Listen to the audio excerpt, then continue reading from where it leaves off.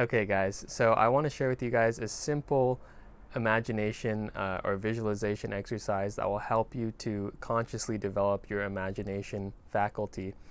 And you can do this anywhere. You could do this, before you're going to bed or when you wake up in the morning, in line at the grocery store, at the office, in the car. It's just a really good thing to do when you have some spare time and you want to practice your conscious use of your imagination. But before we get into it, my name is Shaheen Manjezi. I talk about how to use the mind to manifest and live the life you desire. So if that interests you, please subscribe to the channel to get notified of new videos. Now, the exercise that we're going to do, I call it the 5 senses exercise. And of course, we're involving all of the 5 senses, which is, let me make sure I remember it, taste, smell, touch, sound, and sight. Okay, so that's the 5 senses. And what we're going to do is, in our imagination, we're going to practice using our 5 senses. So let's go through one by one, and I'll give you guys a few examples of how this works. Let's start with number 1, taste. So when I do this, I keep it very simple. I usually take a piece of fruit in my imagination. So that could be something like a strawberry, for example. And in my imagination, I'll see the strawberry, I'll be holding the strawberry, and I will bring the strawberry up to my mouth and take a bite out of it. Okay?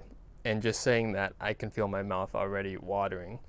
So that's a good exercise you can do. I would start with one piece of fruit or food. It can be anything that has a familiar taste to it, something that you can distinguish in your mind. So a strawberry is very easy for me. I can imagine what the texture of a strawberry feels like and how it tastes. But once you do one food, go ahead and move on to another. For example, maybe you have a piece of watermelon, and you go ahead, you bring the watermelon up in your mind's eye, and you bite into the watermelon, and you feel the water gush through your mouth in your imagination. And yes, my mouth is already starting to water. So you just go through one by one. So then you can go through with another fruit, such as a lemon or something, and you can kind of imagine holding a lemon in front of your mouth and you biting into the lemon, and you can taste how sour it is. So that's a really good exercise that you can use to practice your taste imagination faculty. Let's move on to smell. Okay, smell is kind of similar to taste. When I practice smelling things, I typically will, in my imagination, smell really good food. Like some of my favorite dishes have a distinct smell. Maybe I'll smell, chocolate chip cookies, or I'll smell a steak on the grill. Anything, anything that you can really smell. Maybe you smell some popcorn. Another one is flowers. There's some flowers that have very distinct smell. For example, in my backyard, I have yellow roses, and those roses have a very distinct smell that I can, in my imagination, I can always smell it. If I imagine myself in my imagination pulling up the rose to my nose and smelling it, I can distinctly smell the rose in my imagination. So again, that's another good exercise to develop your smell faculty. Okay, let's move on to touch. Now, there's a few Neville Goddard lectures where he talks about holding a baseball in your hand. So that's a good exercise that you can start with. So holding, let's say a baseball in your hand, and holding it in your imagination and seeing how that feels, playing with it, really feeling that baseball, and then replacing that ball with another ball. So something like a tennis ball, right? You hold the tennis ball, you feel the fuzz, you feel the difference between the tennis ball and the baseball. Then you move on to something like a golf ball, and you can feel kind of how rigid it is and how much different it is from the tennis ball and the baseball. Okay, so that's another cool thing, and of course you guys can use any objects that you desire. Maybe it's a piece of fabric. It can really be anything that you desire, but the whole purpose is that we're able to actually feel that thing that we imagine in our imagination. and we're able to distinguish upon different objects in our imagination. So that is the touch portion. Then we'll move on to sound. So with sound, what I like to do is to imagine other people's voices. Imagine myself hearing other people's voices, which again, this is something that Neville Goddard spoke about, which really helps you to create scenes in your imagination that implies the fulfillment of your desire.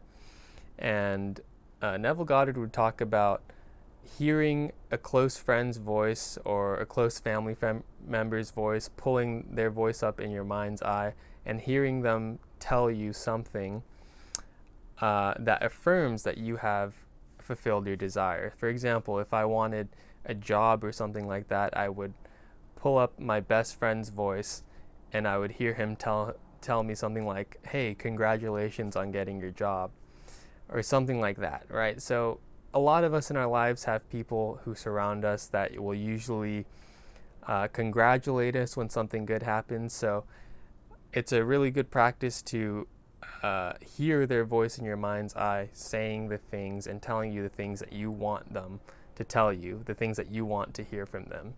So that covers the sound portion. And then lastly, we have sight. Now this is one that you can get very creative with, and the simplest way to practice your sight faculty is to just imagine yourself, if you're in one room in your house, to imagine yourself standing in a completely other room in your house. For example, if you're in your bedroom, maybe you imagine yourself in your kitchen and you imagine looking at the countertop and looking at the appliances and the stove and the microwave and the fridge.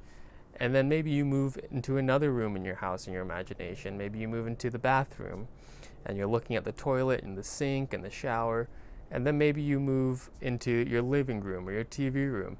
So you just keep on doing this. You keep jumping from room to room, but you make sure that you clearly see what you would see if you were actually in your room.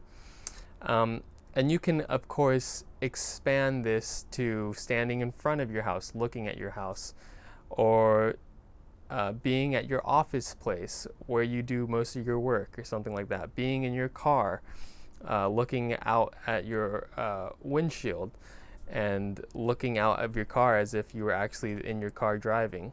That's a very simple practice that you can do to practice your sight faculty in your imagination.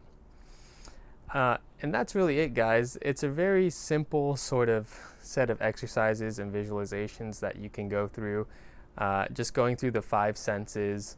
And it doesn't really take very long, but it does go a long way in allowing you to consciously visualize and imagine